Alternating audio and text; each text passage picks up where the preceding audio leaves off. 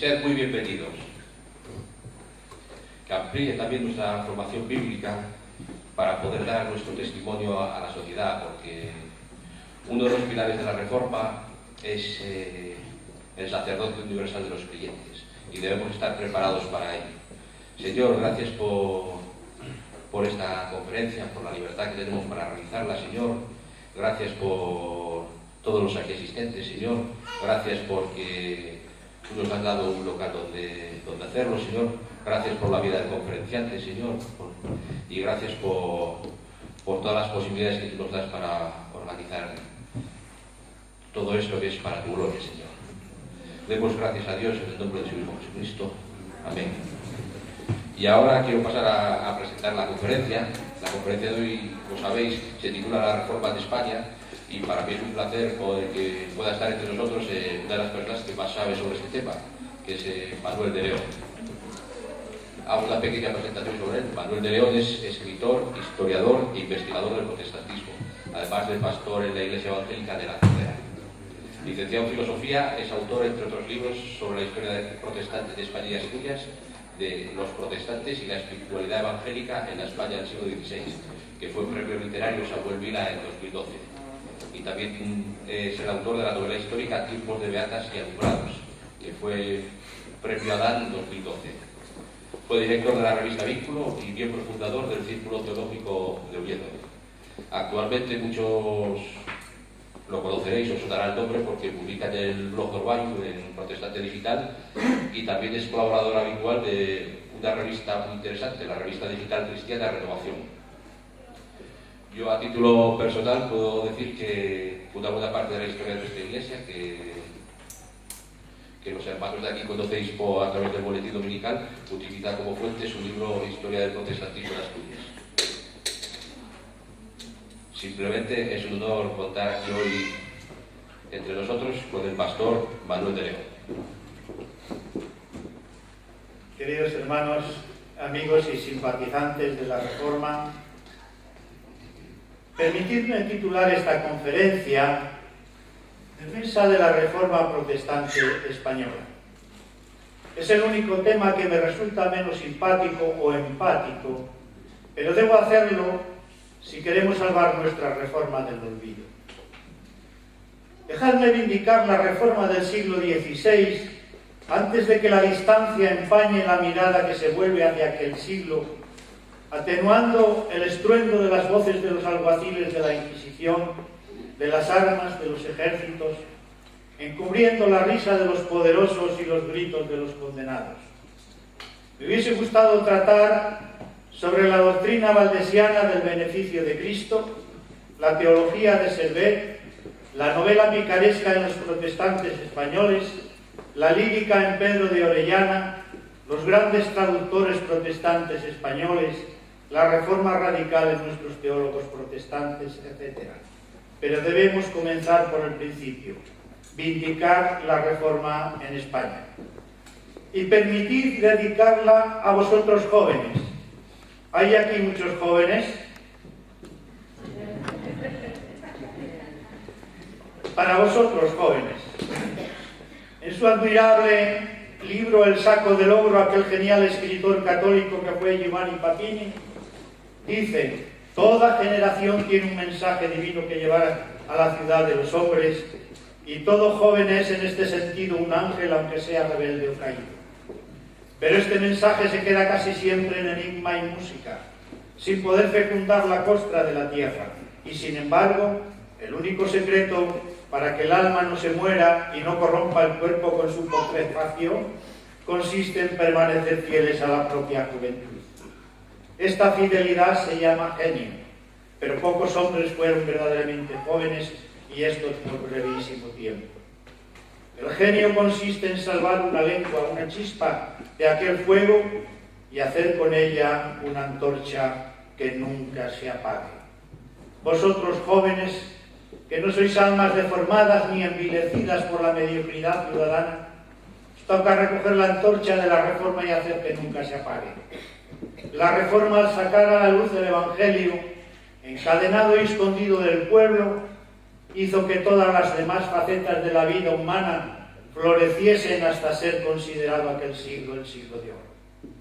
Echad tallos y ramas sobre aquellas raíces de la Reforma antes de que presenciemos el lento suicidio de un pueblo, al que han querido hacer desaparecer muchas veces, engañado 1000 veces por atractivos sofistas, mermado y desolado hasta 500 años después de aquel día de la protesta en forma de 95 tesis.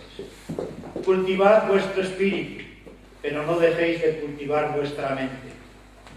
Ambas facultades son las únicas que ennoblecen y redimen a las razas y a las gentes, y serán las que os harán grandes en la historia y os darán una corona incorruptible en los cielos. Dejadme ahora seguir explicando y defendiendo aquella Reforma española que nos pertenece y que ha sido casi borrada y olvidada por muchos. Vindicación de la Reforma en España. La importancia de la Reforma en España es inversamente proporcional al poder de sus detractores para destruirla, difamarla y ocultarla. Hemos recibido una herencia histórica tan deformada que en pleno siglo XXI tengamos que defender nuestra Reforma como si ésta no hubiese existido. La misma Universidad Complutense de Madrid, que todos los años tiene una semana de conferencias sobre la Reforma, eludía los primeros años este hecho diciendo que hubo erasmistas, alumbrados y algunos luteranos, pero que ni siquiera la Inquisición sabía distinguir. Ya va siendo oportuno rescatar para la ciencia española la idea perversa de Menéndez Pelayo, al que han seguido una reata de serviles aduladores, cuando afirmaba que la Inquisición no quemó personas evangélicas de gran relieve. Nosotros creemos que quemó a las de gran relieve y valía en todas las ciencias antiguas y modernas de la España del 500. Si no quemó a todos es porque algunos de nuestros protestantes fueron librados por el poder de Dios de aquella terrible maquinaria inquisitorial. Decía el santanderino: protestantes, y uno solo de los que algo valieron fue chamuscado por la Inquisición. Juan de Valdés murió tranquilo y sosegado en Nápoles. A Servet lo tostó Calvino. El doctor Constantino Ponce de la Fuente murió en las cárceles y lo que quemaron fue su estatua. Juan Pérez, Casiodoro de Reina, Cipriano de Valera, etc., anduvieron casi toda su vida por el extranjero. Ninguno de ellos era un sabio del otro jueves. Total de sabios protestantes quemados, 0. Se olvidó Menéndez Pelayo de otros 1500 protestantes que yo he recogido en 2 tomos sobre los protestantes y la espiritualidad evangélica en España del siglo XVI, que pueden bajar gratis de internet y que hemos tomado algunos en orden alfabético, comenzando por la A, como botón de muestra de estas 1500 biografías. Posiblemente nunca hayan oído hablar de algunos de ellos. Mateo Adrián, que enseñó hebreo a Lutero y discutió con él sobre la justificación por la fe. Entre los principales gramáticos europeos de hebreo en el siglo XVI aparece Mateo Adriano al lado de Clinabres, Santes Pagnini y Juan Repleno Cantalapiedra. Santes Pagnini fue el primero en traducir de los originales y dividió el texto bíblico en capítulos y párrafos, A, B y C, y se revisaría y anotaría de nuevo en 1542. Dio clases en la Universidad de Wittenberg por 1520 y dice Menéndez Pelayo que fue profesor de hebreo y de medicina, siendo su luteranismo evidente, pues nadie entraba en esta universidad donde daban sus clases Lutero y Melanchthon si no era creyente reformado. María Arias. Pocas mujeres aparecen en el siglo XVI, destacando, por aquí hay una que empieza por la A, María Arias. Se sabe de varios comentarios de la Biblia, en especial el comentario de los Evangelios. Este comentario de los Evangelios está muy alabado por Felipe Melanchthon. Segismundo Arquer, que colabora en la cosmografía del luterano Sebastián Muster, con una breve monografía Sagine Brevis Historia de Scriptio de Basilea 1550. Jacques de Vela elaboró un diccionario y una gramática vasca y se conocen unos enormes manuscritos de cuestiones teológicas, morales, médicas y científicas, gran gramático y protestante vasco, del que también se conocen varias obras de derecho. Tomás Carrascón, seudónimo de Fernando Tejeda, el Carrascón que también se puede bajar hoy día de internet. El obispo de Lincoln, Juan Williams, le tuvo de maestro de castellano y bajo su mandato se tradujo al español el libro de oración común. Además, Tomás Carrascón se incorporó a la Universidad de Oxford, presentando su grado de bachiller en teología por Salamanca, publicando Tessera Retestus, en latino Hispanos Conversos, el español convertido, y un opúsculo Scrutamine Scripturas. Juan del Castillo. Se conocen 5 cartas de aliento en medio de la persecución. Se desconoce su obra, que debió de existir, al ser preceptivo tener obra escrita para ser catedrático en Alcalá, Roma, Colonia y París. Es importante no olvidar que ya no eran ideales iluministas o alumbrados, sino doctrinas luteranas conscientemente aceptadas tanto por el almirante de Castilla, don Fadrique Enríquez, María de Cazalla, Petronila de Lucena o Juan del Castillo, los cuales, como el duque, dice el texto, andaban en lo de la salvación general con lo del Eutero, e que no desconformaban sentirlo. En los folios acusadores de Diego Hernández, que entregó a la Inquisición con el título Corsive Factio Luteranorum y delata a 70 personas de relieve, comenzaban así. El maestro Juan del Castillo me dijo que si se le prendiese él moriría en la secta luterana alabando a Dios, y si fuera quemado vivo no revelaría los nombres de ninguno de los que él sabía eran de su secta, para que ellos pudieran seguir viviendo y extender y glorificar a Dios, y que si no fuera por la Inquisición, él mismo predicaría esto, pues había más penas para los luteranos en España que en Alemania. Él mismo, como lo hizo Juan López de Celaín, se dejaría quemar y moriría en la secta como un noble y no traicionaría a nadie. Fue pues quemado en 1535, atado a la estaca tanto por su naturaleza de las herejías como por haberse escapado de la Inquisición. Juan Castro Salinas. Cabe señalar que la traducción atribuida a Francisco de Encinas, Las vidas de Plutarco, fue publicada bajo el seudónimo de Juan Castro de Salinas, posiblemente el hijo de Francisco de Encinas, por lo cual parece que debemos atribuir a este los 8 libros de Tucídides Ateniense, que trata de las guerras griegas entre los atenienses y los pueblos de la Morea, traducido por Juan Castro Salinas. Jerónimo Conqués. La versión catalana o valenciana del libro de Job parece que este autor ya la había publicado en 1557 y aparecerá en el índice expurgatorio en 1559. Estoy solo poniendo un botón de muestra porque no podemos relatar todos los 1500 que tenemos. Son los primeros, pero para que nos demos cuenta de que estamos tratando con personas de gran relieve, no solamente lo voy a decir yo, no solo lo vemos por las biografías, sino que todos los autores de aquel entonces, desde Illescas a todos los grandes comentaristas de entonces, decían, y los mismos inquisidores, decían de lo importante de sus conocimientos.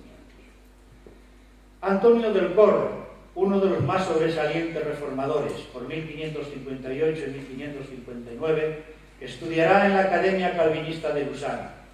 Después sería recomendado por el mismo Calvino para la corte de Juana de Albert, dando clases al que sería rey de Francia, Enrique IV, contando con las simpatías de la reina Juana de Albert. En la ciudad de Nerac redactó unas reglas gramaticales para aprender la lengua española y francesa. En 1581 obtuvo una prebenda tras su paso por donde terminó sus días como anglicano tras su paso por el calvinismo. Por una carta fechada en 1583 se sabe que en esta fecha continuaba dando clases en Oxford. Al final de sus días trabajó en nuevas ediciones de sus obras y en 1591 editó una revisión del diálogo de las cosas ocurridas en Roma de Alfonso de Manes. Juan Díaz. El personaje de Juan Díaz tiene un atractivo añadido, y es que su asesinato a manos de su propio hermano, el cura, inducido por las hábiles intrigas de Roma, sobrecogió a toda Europa. Reconocerá penalmente Menéndez Pelayo la afirmación de su biógrafo Senarplius, que Juan Díaz excedía a todos los españoles en el conocimiento del hebreo. También Méndez Bejarano afirma que Díaz en París ya gozaba de cierta reputación como teólogo. Díaz era de Cuenca como los hermanos Valdés y también Constantino Ponce, todos ellos reformadores. El primer contacto con la Reforma, como les ocurrió a muchos estudiantes españoles en París, fue a través de los libros reformados, especialmente los de Melanchthon. Reconoce finalmente Menéndez Pelayo que Díaz era un teólogo de prestigio y que tenerlo entre las filas protestantes fue un triunfo de la Reforma, de manera que en la Dieta de Ratisbona los magistrados de Estrasburgo habían enviado a Martín Lucero y éste pidió que le acompañase Juan Díaz.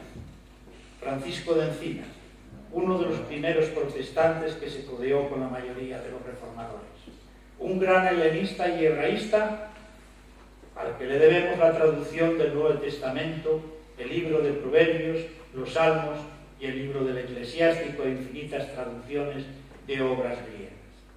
La relevancia de la literatura de los evangélicos españoles puede considerarse cuando menos a la altura del Renacimiento europeo y estar en el centro de ese siglo de oro español.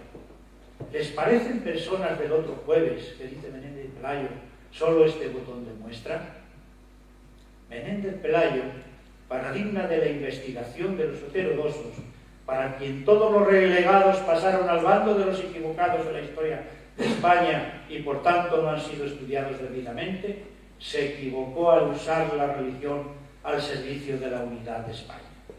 Por esta causa minimizó la Reforma en España, afirmando que solo es un episodio curioso y de no grande trascendencia. Desengañémonos, nada más impopular en España que la herejía, y de todas las herejías el protestantismo, decía. El genio español, añadía, es eminentemente católico. La heterodoxia entre nosotros es accidente y ráfaga pasajera, como tenemos repetido. Y le copiaría esta idea Ortega y Gasset, con parecida y repetida expresión. La característica de España no es que en ella la Inquisición quemase a los heterodoxos, sino que no hubiera ningún heterodoxo importante que quemar. Cuando ha habido alguno, se iba fuera como Servet y era fuera donde lo quemaba. Frase maliciosa y falsa, pues las hogueras de la Inquisición no se encendieron en España para iluminar, sino para hacer desaparecer y apagar el fulgor y las inquietudes de muchos hombres de ingenio de la modernidad que tuvieron que huir. La hoguera de Servet, levantada por Calvino, no puede ocultar el bosque de hogueras que durante más de 3 siglos dejaron España en la más lamentable ruina moral, espiritual, política y económica. El filósofo Mario Méndez Bejarano consideraba el protestantismo de la Reforma salpicaduras que no respetaron la blanca veste de la ortodoxia hispana, introduciendo el falso concepto de ortodoxia hispánica, cuando España siempre se había mantenido independiente de Roma. Un ejemplo: 10 años después de iniciada la Reforma, en 1527, el mismo católico Carlos V saqueó el Vaticano, llenó la ciudad de Roma de muerte y putrefacción, se apoderó de sus riquezas entregadas a los tercios españoles como sueldo pendiente y destituyó al Papa guerrero y vengativo, así lo llamaba.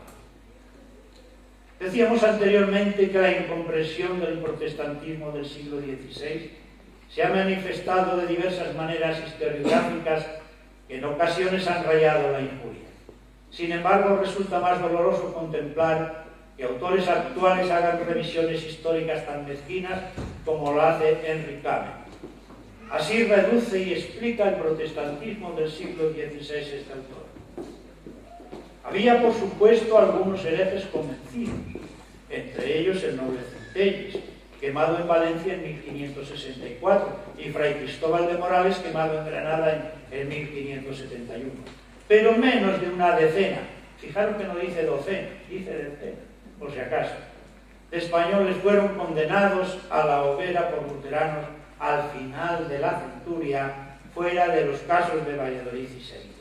Otros como Fray Pedro de Orellana, que estaba algo chiflado y pasó 28 años en las cárceles del Santo Oficio, fueron detenidos por infracciones que comprendían la sospecha del luteranismo, pero sin que pudiera hallarse en ellos creencia luterana alguna. Resumimos nosotros, que no hubo ningún luterano. Se puede vilipendiar y rebajar al protestantismo español de otra manera más sórdida, como lo hace Kamen al resumirlo en 4 líneas y mezclando todas las fechas. ¿Cómo es que ignora que toda la lírica del siglo XVI descansa en las estrofas a lo divino de este desdichado luterano Pedro de Orellana, al que llaman Kamen chiflado? ¿Es que 28 años de cárcel podrían dejar a un ser humano razonable y moderado? Sobre todo usa Kamen el recurso de la estadística para decir que no fueron quemados muchos. Indudablemente por estas fechas de finales de siglo no se quemaba a casi nadie. Simplemente los metían en la cárcel y los dejaban morir. Porque no era necesario dar escarmiento. La Inquisición poco a poco había ido controlando y modelando la sociedad de tal manera que las delaciones, denuncias, se hacían constantemente por miedo, formalismo o envidia, sin necesidad de indagaciones in situ de los inquisidores. Pero más dolorosa resulta la visión del protestantismo actual, ignorante de la historia de la Reforma española del siglo XVI, y sin embargo atrevido en repetir las mismas falsedades, para vergüenza nuestra los mismos. Se nos ha remitido la segunda ponencia del 8º Congreso Evangélico, donde se dice, juzguen ustedes cómo resume la Reforma Española del siglo XVI. En la Universidad de Alcalá se formaría una clase intelectual y humanista sensible a algunas de las inquietudes de la Reforma. Como ilustra el itinerario de los hermanos humanistas Alfonso, no dice reformadores, dice humanistas Alfonso y Juan de Valdés. Estas inquietudes autóctonas conectaron con los principios del incipiente protestantismo europeo, pero no pudieron prosperar. Es difícil etiquetar como protestantes a los hombres y mujeres que en aquellos años fueron perseguidos por la Inquisición, puesto que en la mayoría de los casos jamás tuvieron ocasión de presentarse a sí mismos como tales. Me da a mí la impresión que estos hombres creen que el siglo XVI duró un minuto. Si este autor, en realidad han sido varios autores, pero bueno, y precisamente todos amigos míos, si este autor protestante hubiese leído el Corsi Refacio Luteranorum y lo que acabamos de leer de Juan de Castillo, quien prefería morir en la estaca como luterano, se daría cuenta de que de los 70 acusados por Diego Hernández de esta universidad, todos prefieren morir en la fe de Lutero. Son difíciles de etiquetar estos luteranos ya de primeros de siglo. Espero que sepan rectificar los que llevan este congreso. La espiritualidad de los protestantes españoles llamaba la atención a los inquisidores. En los márgenes de las obras expurgadas o en la de la simple correspondencia que se les encontraba, se anotaban frases como: este hablar muy a lo espiritual es luterano. Y muy a renglón seguido se hallaba otro punto fundamental de esta piedad evangélica que era detectada por los inquisidores: el hablar de las cosas de Dios al margen de la Iglesia. Como expresará Juan López de Selaín, luterano quemado en 1530, en carta al almirante de Castilla, estaba todo dispuesto para la reformación de la verdadera cristiandad en España. Estamos hablando de los primeros años. En 1997, José Nieto publica El Renacimiento y la otra España. Y considera que la historiografía de la Reforma ha estado polarizada entre quienes prueban que hubo protestantes y los que manifiestan que en España no hubo protestantismo o luteranismo. Dice Nieto que el ensayo de Unamuno en torno al casticismo es importante por su forma de concebir la historia, sus ideas y su visión sobre España. Pero Unamuno no estaba interesado en la historia como desarrollo histórico, sino en la historia eterna o intrahistoria, que llama él. Una historia que no se contamina con el desarrollo histórico. Sin embargo, Nieto considera que Unamuno, con esta intrahistoria eterna, no tiene nada de original, sino de tradicional, y que con otras palabras viene a decir lo mismo que Menéndez Pelayo en Los Heterodoxos. Dice Nieto, ¿qué sabía Unamuno de los alumbrados? Nada. Unamuno sigue el juicio de Menéndez Pelayo como lo hizo Ortega y Gasset. Unamuno atacó la heterodoxia sin conocerla y sin preocuparse por investigarla de primera mano.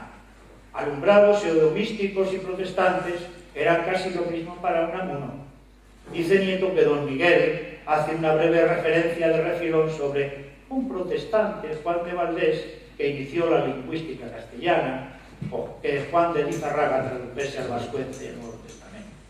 Pero no mencionará las traducciones de Francisco de Escinas, de Juan Pérez de Pineda, del Nuevo Testamento, la traducción de la Biblia de Casidoro y la revisión de Valera.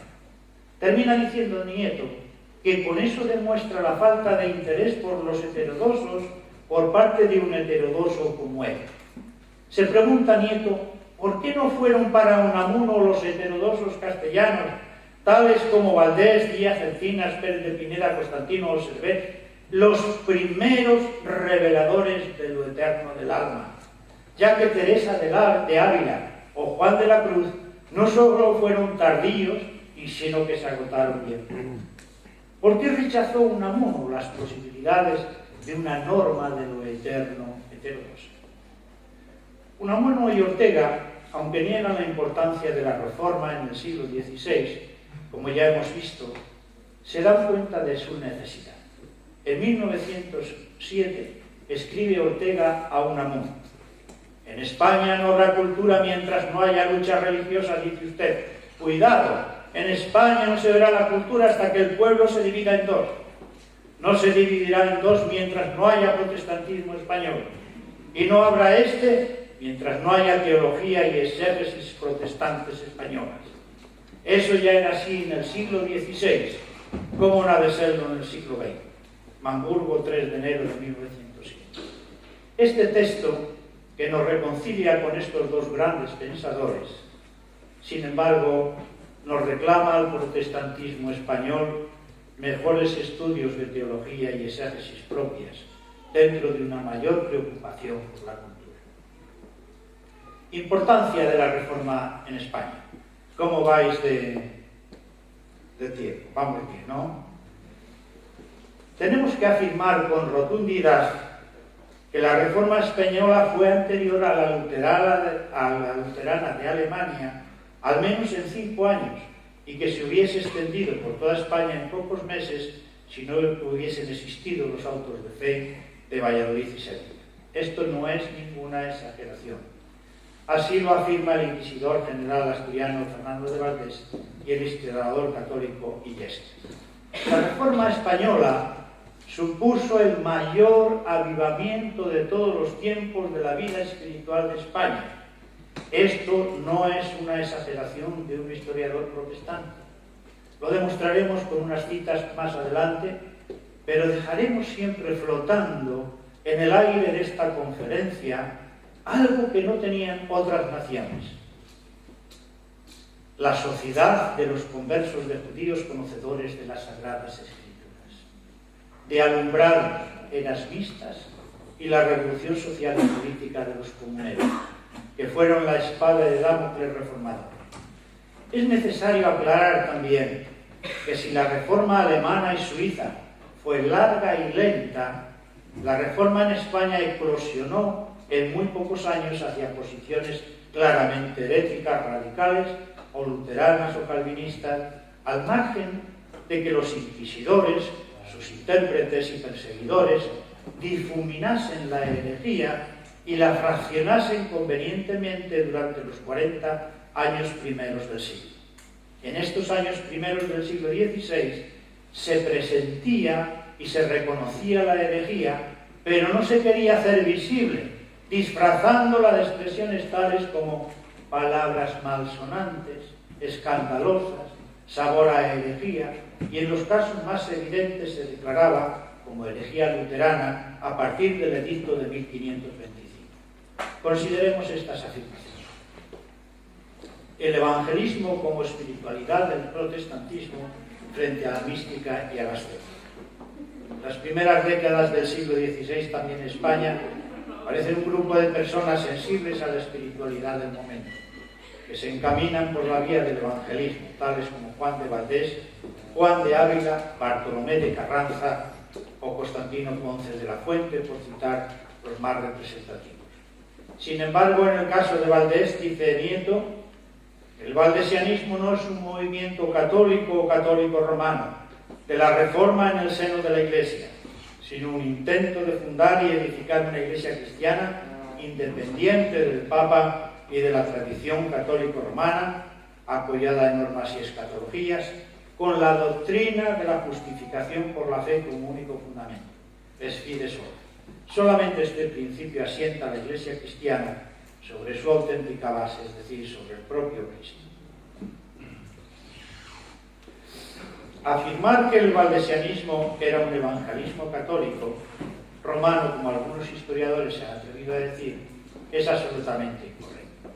Cuando los estudiosos definen una larga serie de espiritualidades y especialmente recurren y ensalzan la mística española ubicada en este siglo, creemos que cometen un típico y reiterado desacierto, ya que la mística como tal adquiere su auge a partir del siglo XVII. ¿Es que acaso fue místico Fray Luis de León cuando casi toda su obra es bíblica, filológica y exegética? De los nombres de Cristo, exposición del libro de Job, y Salmo 26, una explanación, Cantar de los Cantares. El siglo XVI es, por tanto, el siglo de la espiritualidad evangélica. La vuelta a los textos del Antiguo y Nuevo Testamento y a una adoración en espíritu interior y no externa. El católico Melquiades Andrés Martír, en la espiritualidad española en tiempo de Carlos V, dice: la espiritualidad española ha sido presentada con mucha frecuencia desde los alumbrados, Erasmo, los protestantes y la Inquisición, es decir, desde fuera y no desde dentro de ella misma. Esas corrientes forman parte de su realidad, pero no son el todo ni lo más importante.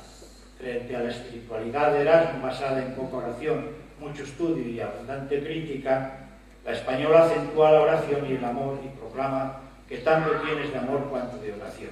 El Inquiridium es una metodología, la mística española una experiencia. Un verbo podría ilustrarnos en este terreno: ut te transformeris.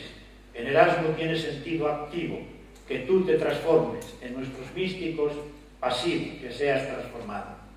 Dentro de la espiritualidad erasmiana no hubiera encontrado sitio la mística española, termina diciendo Andrés. Yo estoy de acuerdo en parte de lo que dice este autor, porque efectivamente la espiritualidad erasmiana, por mucho que Bayetallón pudo explicar en su libro Erasmo y España, y realmente desarrolla muy bien y explica muy bien toda la espiritualidad del siglo, sin embargo, el erasmismo no hubiera servido ni para el evangelismo, ni tampoco para la mística. Los dos conceptos con los que Melquiades Andrés introduce la experiencia de ser transformado o divinizado son ajenos al evangelismo que buscaba la salvación, la salud eterna del hombre por la gracia de Dios, y no la divinización, hacer al hombre Dios o cierta unión inefable del alma con Dios por el amor. Nosotros sostenemos que la espiritualidad evangélica es la que predomina en el siglo XVI y no la mística, y que ya que cada místico tenía una forma de entender la experiencia siempre indemostrable, y en la mayoría de los casos era la ascética, es decir, el rechazo del placer de tipo material y de la abstinencia a la hora de satisfacer cualquier deseo, la que predominaba. El mismo Cipriano de Valera reconocerá la obra de Cisneros en la Biblia Complutense, impresa en 1515, y el cambio de mentalidad que se produjo en el estudio y la espiritualidad, pero dejará dejará clara su posición teológica y el efecto del evangelismo en España. Dice, esta Biblia, la Complutense, fue el único instrumento y medio que Dios tomó para renovar el estudio de las lenguas y de las buenas letras que en aquel tiempo estaban al rincón, comidas de polilla y cubiertas de moho. Y allí los doctos comenzaron a dejar la teología escolástica, que consiste en vanas e intrincadas especulaciones sacadas de la filosofía, inventada por los hombres sin ninguna palabra de Dios. Y se dieron a la verdadera teología, que es la lección de las Sagradas. Y más adelante dice, en nuestra España, muy muchos doctos, muy muchos nobles y gente de lustre e ilustres han salido por esta causa en los autos de fe. No hay ciudad, y a manera de decir no hay villa ni lugar, no hay casa noble en España que no haya tenido y aún tenga algunos que Dios por su infinita misericordia haya alumbrado con la luz del Evangelio. Batallón sobre el evangelismo de Valladolid y Sevilla dice que era seguido por personas de la aristocracia y las órdenes religiosas y que proclamaban una salvación por fe sola. Sin embargo, dice que no se puede hablar de comunidades protestantes a este movimiento, lo cual sería su imagen. No sabemos el sentido exacto que quiere dar Batallón a comunidades protestantes, porque si se pretende decir que no había una organización establecida y funcional, estamos de acuerdo, pero eso no presupone que no hubiese una especie de conventículos, congregaciones o pequeñas iglesias en las casas y en los conventos, cuyo estudio de la Escritura y de otras lecturas de reformadores que se habían esparcido con sorprendente rapidez, se efectuase con regularidad. En Sevilla se hablaba de la iglesia chiquita que vivía de la grande. No sé si sabéis lo que quiere decir esto, porque muchos clérigos conversos de la fe evangélica seguían siendo beneficiados de los diezmos y de las prebendas de la Iglesia de Roma. Muchos años, Constantino Ponce de la Fuente vivía de su sueldo, de sus prebendas, de sus diezmos que tenía en la Iglesia de Roma, pero él militaba en la Iglesia chiquita. En Sevilla decían, era la Iglesia chiquita. Tengo referenciados unos 200 lugares de culto donde hubo españoles reunidos. O sea que no penséis, sin embargo, que no hubo congregaciones concretas. Creo que Batallón, sin embargo, fue el que mejor ha descrito las peculiaridades de este siglo, pero más tarde tendrá que reconocer al profesor José Nieto que este siglo es el siglo del Evangelio, nunca del erasmismo y de la mística. No podemos, por menos, que citar a Tomás Macri, quien aclara mejor el concepto de comunidades evangélicas cuando dice: por los hechos que hemos presentado al lector, habrá podido apreciar la extensión que alcanzó la propagación de la doctrina reformada en España y la respetabilidad tanto como el número de sus discípulos.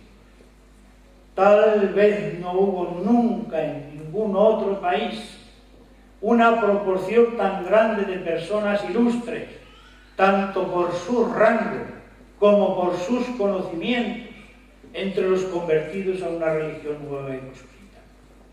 Esta circunstancia ayuda a entender el hecho notable de un cuerpo de disidentes que no debió de bajar de las 2.000 personas, diseminadas en un extenso territorio y vagamente relacionadas entre sí, hayan podido comunicar sus sentimientos y realizar reuniones privadas durante una cantidad de años sin ser sorprendidos por un tribunal tan celoso y vigilante como el de la Inquisición. Otro texto sobre la importancia y extensión de la Reforma en España. Vázquez de Prada dice de Marcos Pérez, un marrano español en Amberes. Bueno, esto de marrano todos lo sabéis lo que significa, ¿no? No es ningún insulto, no es ningún macho. Se llamaba así a los judíos conversos. Informaciones recibidas en Amberes y transmitidas a la Inquisición española revelaban que hacia 1566, fijaros qué fecha, después de los grandes saltos de fe de Valladolid y de Sevilla, un tal Marcus Pérez, personaje de antecedentes judíos, muy conocido en los medios comerciales y religiosos de Amberes en relación con los secretarios del conde de Brederode, expedía libros calvinistas a varios corresponsales en España. Se decía que había enviado por mar o por tierra unos 30.000 ejemplares de la Institutio Religionis Christianae de Calvino. Un flamenco establecido en Sevilla, de Tillman o Wilman, y otro nombre que se ignora, eran de los más implicados. El primero los vendía en Sevilla y en Medina del Campo, y el otro personaje los pasaba por la frontera pirenaica hacia Aragón y Navarra. Estos textos nos llevan a suponer que no solo los humanistas de la Universidad de Alcalá, los franciscanos de Castilla o los jerónimos de Sevilla fuesen evangelizados con las enseñanzas de Erasmo, Lutero y Calvino mediante esta literatura tan profusamente enviada, sino que en estos y otros lugares tenían abundante cosecha en movimientos como los alumbrados y conversos de judíos y de moros. De moros especialmente en el norte, en Aragón y en Navarra. Sin embargo, antes que los alumbrados, Pedro de Osmar, profesor de Salamanca, en su libro de Confesiones, ya estructura una doctrina teológica netamente evangélica. Osmar tocó en los temas de las indulgencias, purgatorio, la confesión, sobre la Iglesia romana y el Papa. Que no era cosa baladí lo que decía Pedro de Osma, se refleja en el hecho de que maestros, doctores y teólogos, el 22 de mayo de 1497, fuesen citado el número de 58 personalidades. Los palacios arzobispales de Alcalá de Henares se reunieron para combatir al hombre loable por su ciencia y honestidad de vida, según Hernando del Pulgar. El libro fue quemado y su doctrina considerada herética.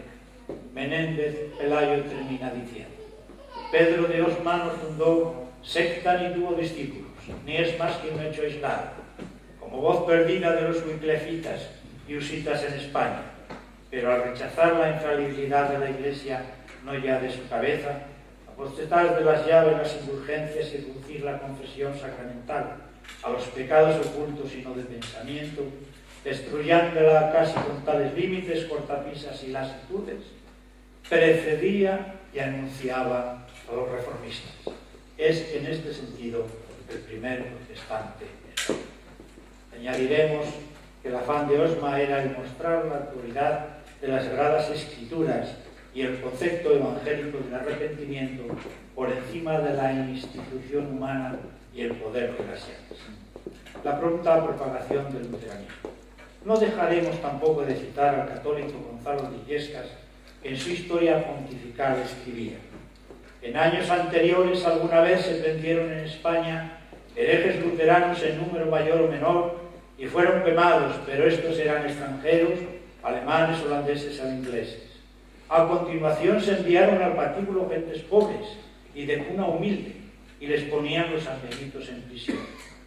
Pero en los últimos años hemos visto llenas las prisiones, los patíbulos y aun los quemaderos de hombres notables, y lo que es más lamentable, de personas que según el sentido del mundo sobresalían mucho de otros en instrucción y en virtud. Y eran tan numerosos que si todavía se hubiesen esperado 2 o 3 meses más en combatir esta plaga, esta peste se hubiera extendido por toda España, nos hubiera traído la desgracia más dura que jamás habría herido. Esta abundancia de citas tiene la intención de ser un contrapeso a la unicidad religiosa que el libro de los heterodoxos de Menéndez y Pelayo proclamaba, y también batallón en Erasmo y España sobre los disidentes religiosos españoles, considerándolos solamente erasmistas.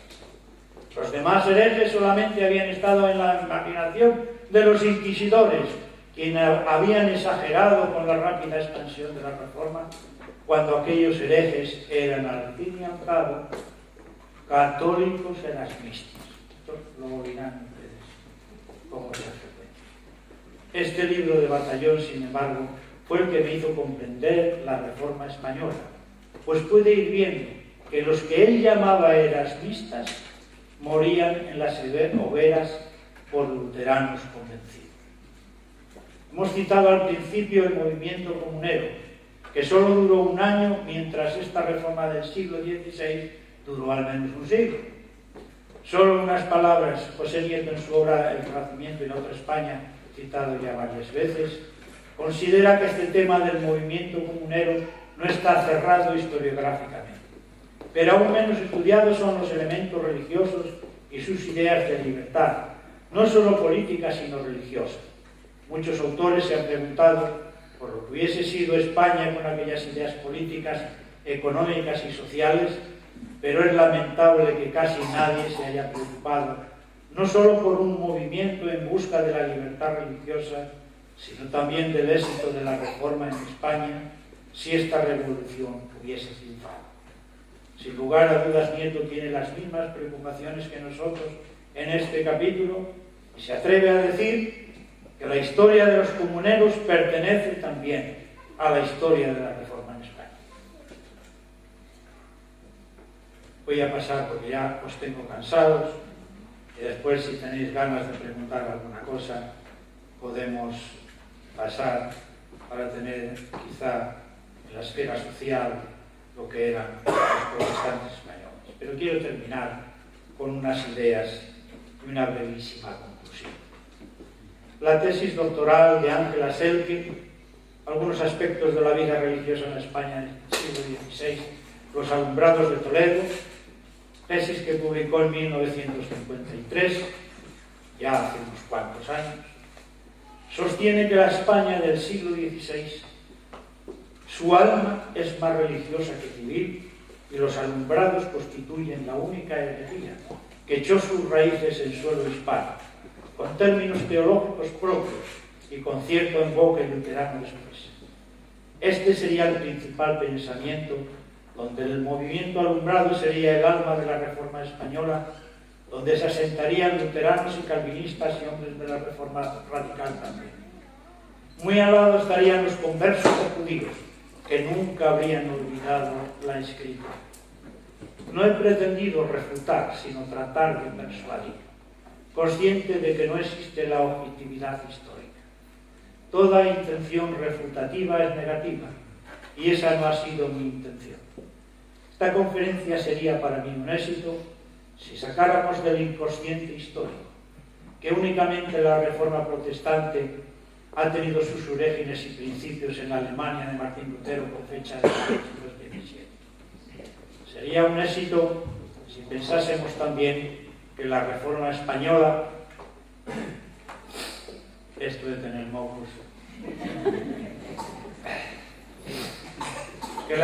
sería un éxito si pensásemos también que la Reforma española se extendió con rapidez mientras la alemana estuvo recluida por años a las paredes de la Universidad de Wittenberg y sus doctores. Sé que hemos sido condicionados a pensar de esta manera y tener una visión de la historia al revés. Volvamos a asomarnos al alma religiosa de nuestra Reforma española. Pregnarnos de recuerdos y sensaciones, andar por las sendas de nuestros mártires y agradecer a Dios.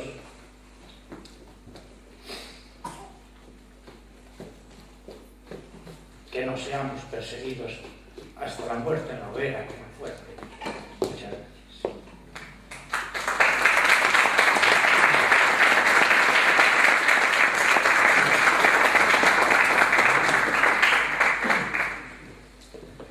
Bueno, tienen derecho a emocionarse. No sé si tendréis aquí alguna pregunta, porque supongo yo que os habré provocado en muchas cosas y seguro que a lo mejor tenéis alguna pregunta que hacer. No levantéis tantas manos. A ver, Marisa.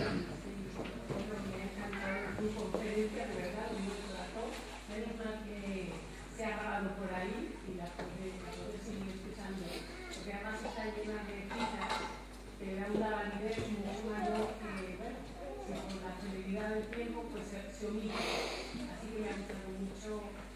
Me ha recordado que Viñedo también leía acerca de los reformadores del siglo XVI, aquellas novelas, hermanos españoles y otras. Entonces, para mí, tenía muy claro que la reforma en España en el siglo XVI, que fue perseguida, que desde luego fue llegó primero a las zonas más altas socialmente, y que, bueno, eso trajo como consecuencia rápidamente liquidar. Y bueno, pero me ha llamado mucho la atención algo que has comentado conmigo encima, que es acerca del enfrente de los comuneros. ¿Podrías extender un poquito más? ¿A qué venían los comuneros, ese aire nuevo que intentaban en ese momento? ¿Podría haber influido en una mayor libertad religiosa? Es que ellos, la verdad es que el obispo Acuña es un obispo zamorano, comuneros conocidos como eran Gravina, Bravo y Maldonado. Destacó este obispo Antonio Acuña, y Acuña tiene un pensamiento netamente humano. Yo leí de Joseph Pérez el libro de las comunidades de Castilla, creo que se titula así, las comunidades de Castilla, de Joseph Pérez, y es espléndido. Es decir, es un libro donde nos aclara perfectamente el pensamiento de esta gente, que no solamente es político, es decir, no solamente están defendiendo a los pobres, que estaban achicharrados de impuestos, y que se extiende este movimiento por toda España, pero se extiende, por eso decía yo que nunca olvidarnos en esta conferencia, nunca olvidarnos de estos caldos de cultivo que hay en España. Es decir, uno de ellos era los comuneros. Los comuneros están intentando decir que hay otra religión que ama al prójimo, no que miente al prójimo, sino que ama al prójimo, y denuncian cosas muy profundas. Yo ahora mismo no tengo aquí citas de los comuneros, pero la verdad es que son dignas de estudio, y yo desde luego me gustaría que la gente que se interesase por los comuneros leyese este libro de Joseph Pérez, que está muy bien escrito, porque hay otros, el de Maldonado también es muy de aquel entonces, pero tiene otros errores de actualidad que eran para defender a lo mejor a Carlos V, etc. Y entonces no interesaba demasiado. Pero la historia de los comuneros, bien estudiada, revelaría muchísimas cosas que estaban emergiendo en aquella España, se estaban bullendo en aquel caldo de cultivo de los conversos de judíos, del movimiento alumbrado, de todo aquello que de la espiritualidad que había en aquel entonces, la vuelta a las Sagradas Escrituras y cómo se leía. Mucha de la mística, yo he ido en contra de la mística, mucha de la mística que se hacía era porque cuando Pablo dice, porque ya no vivo yo, es Cristo que vive en mí. Qué verso más bíblico, que ha dicho algo Santa Teresa más místico que eso. No, ¿verdad que no? Eso lo bebían los evangelios. Y por consiguiente, muchas de las cosas que se dicen, normalmente los comentaristas, es decir, la historia es imparcial, yo reconozco que es imparcial, yo lo veo desde un punto de vista, y otros lo ven desde otro. Pero claro, hay ciertas cosas que existen, y lógicamente una de ellas es que las comunidades fueron uno de los puntales que pudieron servir para la expresión de la reforma. Fue más poderosa la Inquisición, los comuneros no pudieron triunfar, pero desde luego los comuneros tenían una espiritualidad netamente.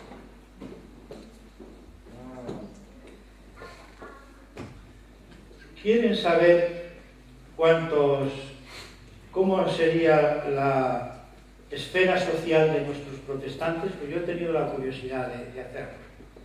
Fijaros, clérigos hay unos 234. marqueses 41, doctores 200, en los que yo tengo referencial, de los 1500, 200 doctores, agricultores 15, tejedores 9, mercaderes 31, pintores 13, músicos 2, licenciados 105, pastores evangélicos 40, gramáticos 22, profesores 41, escritores 127, guarnicioneros 2, plateros 12, zapateros 26, heraldos 2, abogados 16, criados 35, duques 58, abades 11, científicos 4, traductores 20, gitanos 5. Había gitanos en el siglo XVI. Corregidor 7, médicos 50, abogados 16, traperos 2 y cerrajeros 8. Había gitanos evangélicos. Así que esta sería un poco la sociología de nuestros protestantes del siglo XIX. Algo, como veis, Menéndez y Pelayo dice 0. Protestantes importantes, 0. Como no quema a ninguno, bueno, dicen que no quema a ninguno, porque normalmente omiten a todos los de Sevilla y Valladolid, como hace Carmen, etc. Pero tengamos mucho cuidado, porque yo estoy mucho preocupado porque en el protestantismo español no sepamos defender lo más elemental y digamos estas tonterías que nos lo han venido repitiendo durante 500 años. Vosotros sois 4 pelagatos y encima no tenéis historia. Tenemos que agarrarnos a nuestras raíces, no porque nuestras raíces estén en la historia, sino sencillamente porque tenemos historia, y tenemos la obligación de mantener esa historia, porque de ahí, de alguna manera, nosotros hemos también bebido. ¿Y por qué me he emocionado yo hoy? Me he emocionado porque ahí estaba la vida de muchas personas que murieron por defender su fe, que dan ejemplo de vida. ¿Alguna otra pregunta por ahí? Habías dicho una cifra de 1500 al principio. Sí. ¿Qué te referías a eso? Me refiero a los 2 libros que yo he podido sacar. Van unos 1500 protestantes, posiblemente haya muchos más, pero yo, a pesar de que tuve que traducir en alemán 3 libros, no tuve tantos medios y he llegado a 1500. Werner Thomas, que estudió muy bien el protestantismo español, solo dice que como mucho hubo 500 protestantes españoles, pero yo he encontrado 1500 personajes importantes de la Reforma española. Entre estos 1500, lo que acabo de leeros: marqueses, doctores, agricultores, pintores, músicos, licenciados, etc., y clérigos también, 234. ¿Saben ustedes que tenemos en España como mínimo 3 reinas luteranas? Sí, lo sabían, ¿no? Pues la verdad es que al menos 3 reinas españolas fueron luteranas. En la Baja Navarra, sabéis que Navarra se dividió, quedó la parte francesa, que es la Baja Navarra, y la Navarra, pero durante mucho tiempo Navarra siguió siendo la misma.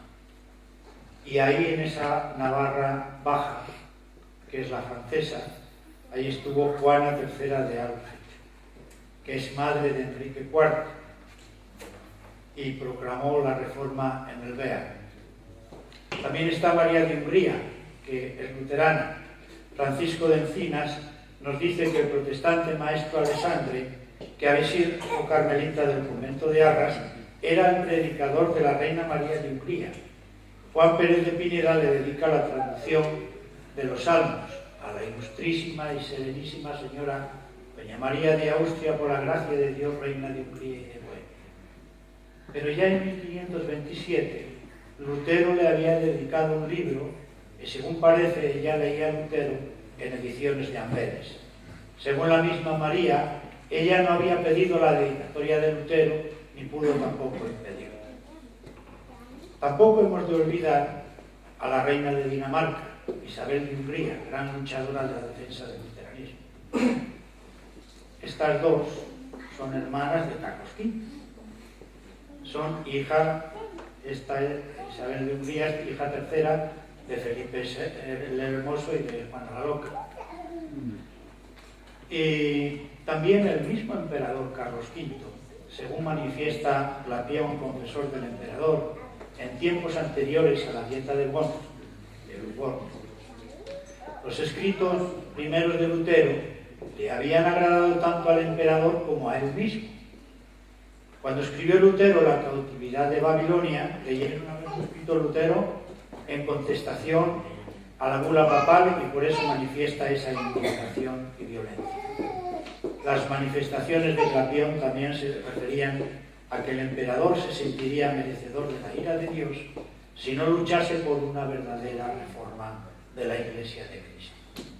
Sin embargo, lo que no pudo soportar el emperador de Lutero en la dieta de Worms fue que Lutero no solo no quiso someterse a la disciplina del obispo de Roma, sino que tampoco consideró infalible el concilio general. Y esta es un poco la historia de las tres reinas que yo digo, porque no todo el protestantismo tiene tres reinas. Bien. Me gustaría... Sí. ¿Saber cuántas personas fueron procesadas por la Inquisición?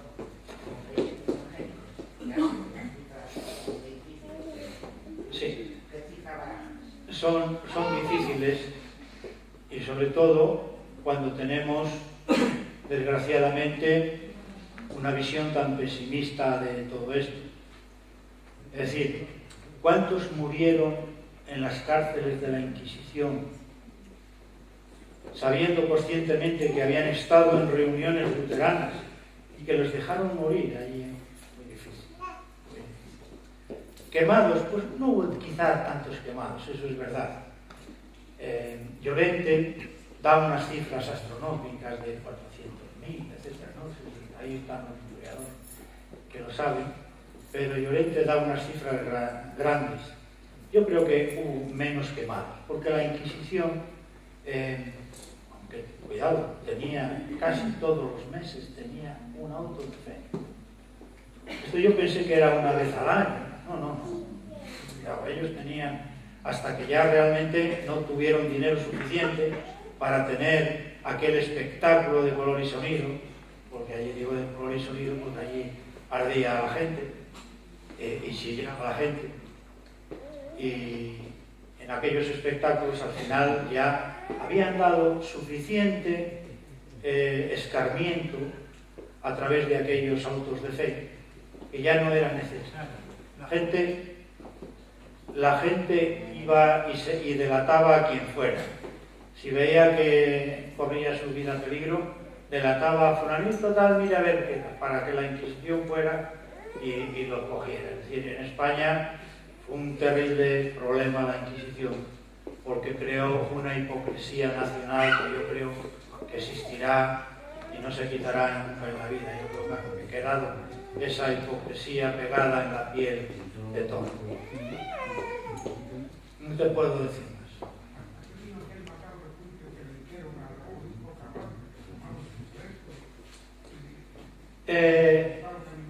Sí, entiendo. Carranza pertenece a la devoción moderna, a la nueva devoción, la nueva espiritualidad del siglo XVI. Es decir, en aquel entonces se va a los textos bíblicos y Carranza, aunque al principio es un inquisidor muy duro, donde quema a muchas personas, al final, en sus escritos, cuando él va especialmente cuando está en el Concilio de Trento y habla con Pole, habla con todos estos grandes teólogos de su tiempo.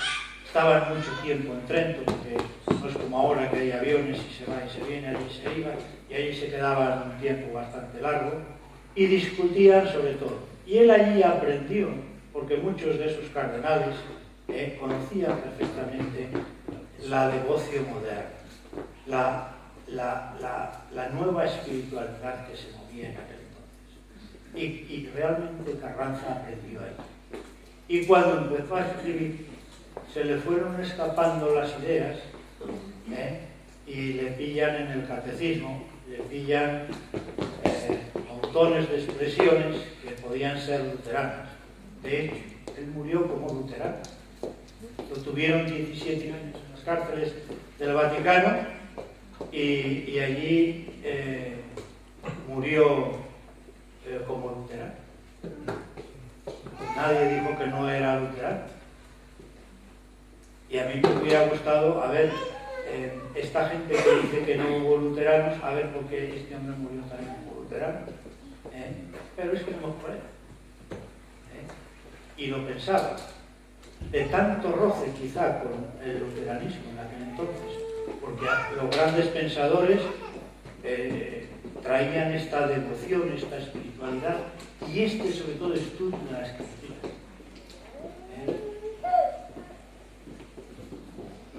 No sé si...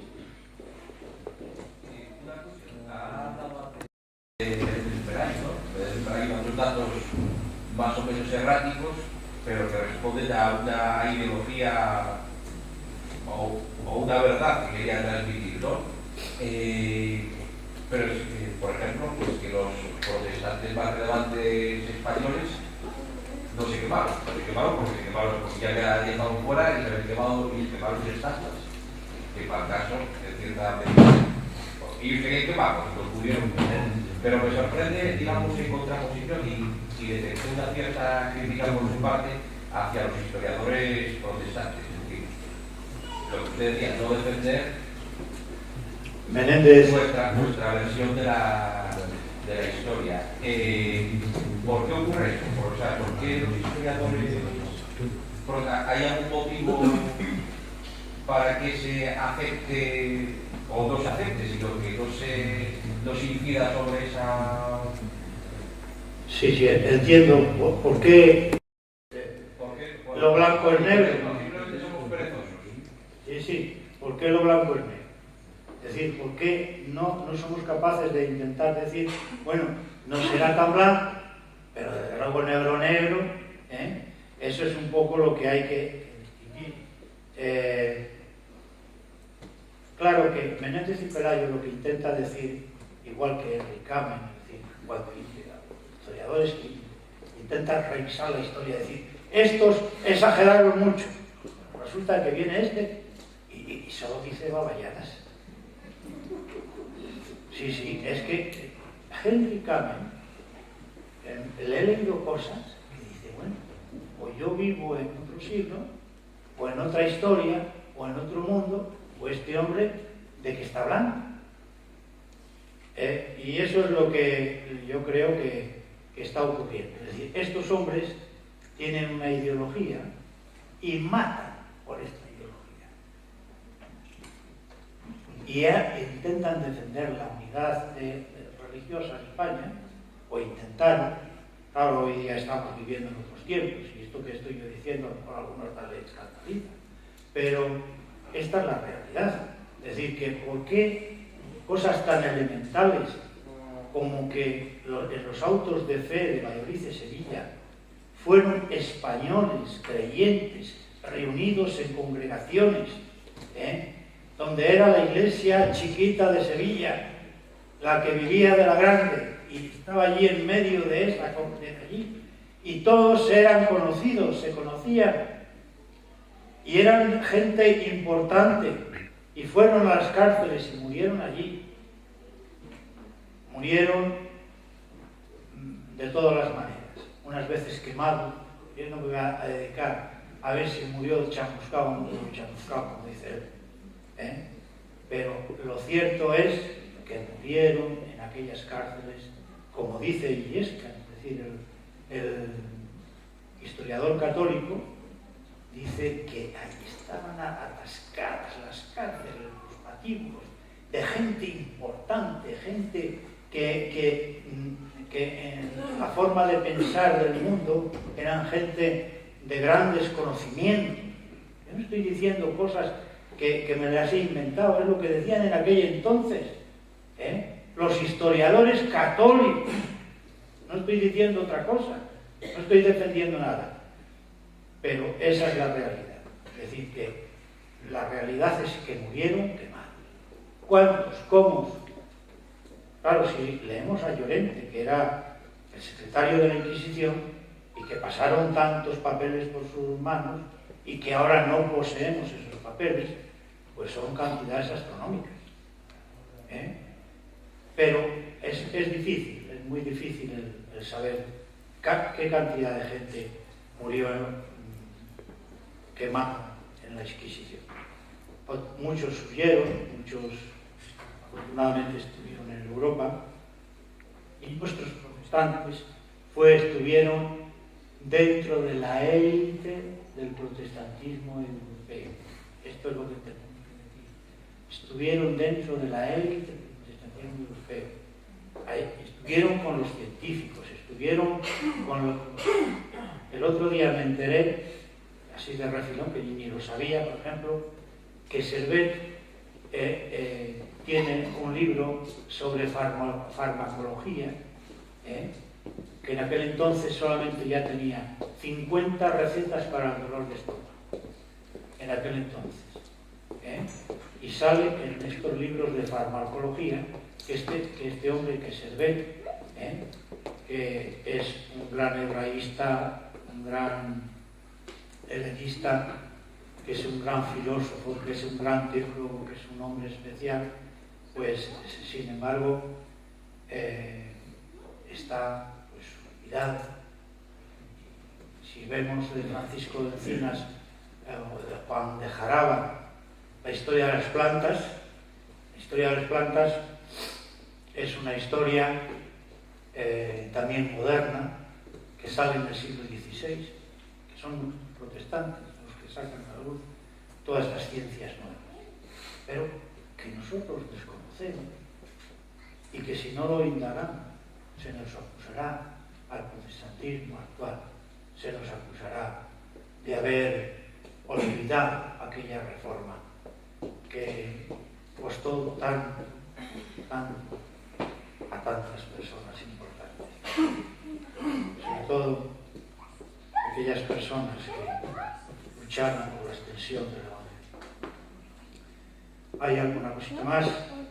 Hablando sobre lo que dice Servet, le habéis comentado el otro día que Servet había sido muy importante también como traductor.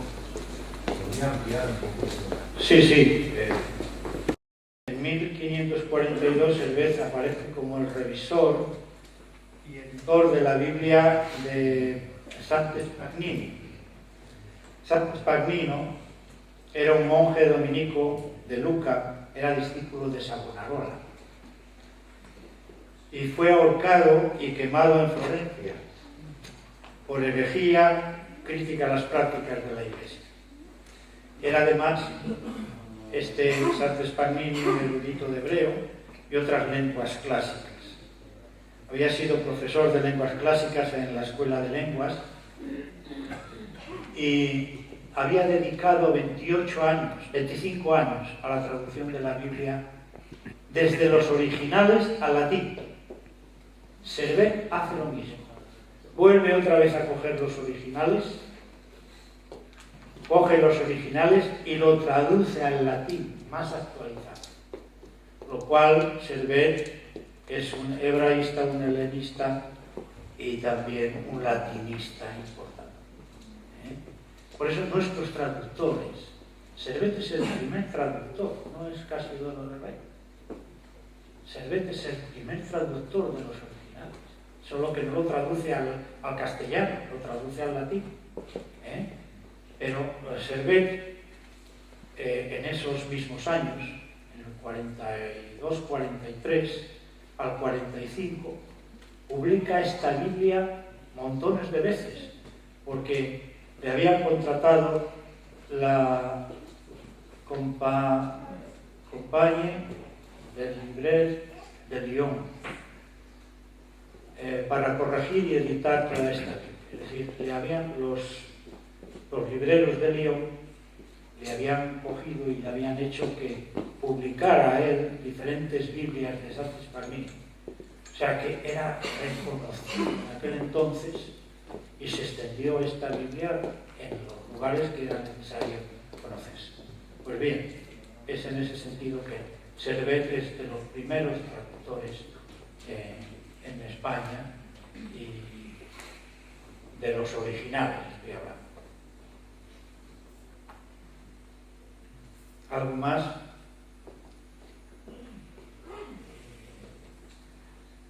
Bueno, pues no sé. ¿Quieres tú despedir? Perdón.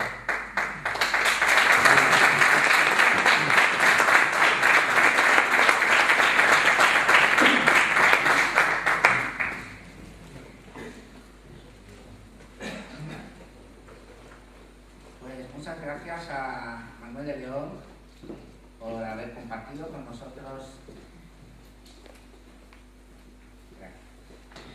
Decía, gracias a Manolo por su intervención, por su tiempo, porque es una enciclopedia. Cuando organizamos estas conferencias, la idea que teníamos desde el Consejo Evangélico era que los primeros que tenían que conocer la historia de la Reforma eran los creyentes, nosotros. Por desgracia no conocemos mucho de la historia de la Reforma aquí en nuestro país. Hay un pequeño librito que se llama Historia de la Reforma que escribiera el hermano Samuel Vila, un librito que edita CLIE todavía, donde narra algunas de las partes de la historia de la Reforma en España. Es indudable que la historia de la Reforma en España es mucho más amplia que la que se puede contar en una hora. Seguro que hay muchas cosas que hay que dejar en el tintero. Yo os invito a seguir profundizando, ya que este es el año que celebramos el 500 aniversario de este evento, a seguir profundizando en este tema. Para ello quiero invitaros a la próxima conferencia que vamos a tener, Dios mediante, el mes próximo en la ciudad de Avilés, el día 18 de marzo, en la calle Doctor Jiménez Díaz de Avilés. Y vamos a tener el tema de la Reforma en Asturias, que va a ser expuesto por nuestro hermano José Luis Fernández. Así que aquellos que queráis todavía seguir profundizando un poquito más en este tema, pues estáis cordialmente invitados a la Iglesia Evangélica de Benecertes, donde se va a celebrar la conferencia. También dar las gracias, como no, a los que nos han recibido, al pastor Nevay y a la Iglesia Montesión, que como tan amablemente han aceptado que la conferencia tuviera lugar en este lugar, donde hemos sido acogidos tan amablemente. Damos pues las gracias más sinceras por habernos recibido. Y cómo no, daros las gracias a todos vosotros que habéis tenido la gentileza y el tiempo de haber venido, haber dedicado este tiempo, una hora y pico, para poder estar presente en esta conferencia, donde intentamos un poquito más conocer de nuestra historia. Bueno, pues daros las gracias y cómo no, vamos a dar por terminado el evento. Me dice el pastor que va a haber un pequeño pincheo a la salida, así que estáis todos invitados para poder pinchar, tener un tiempo de conversación, como no, y seguir animándonos a seguir manteniendo esta comunión. Bueno, pues vamos a despedirnos dando las gracias al Señor, que es el que nos da todo. Gracias al Señor que nos da la libertad, que no tenemos que pagar con nuestra vida hoy por manifestar nuestra fe, como lo tuvieron que hacer nuestros hermanos en aquella época. Gracias al Señor porque tenemos una Biblia en nuestras manos que podemos leer en nuestro propio idioma, donde podemos conocer la palabra del Señor y de su voluntad y conocerle a Él.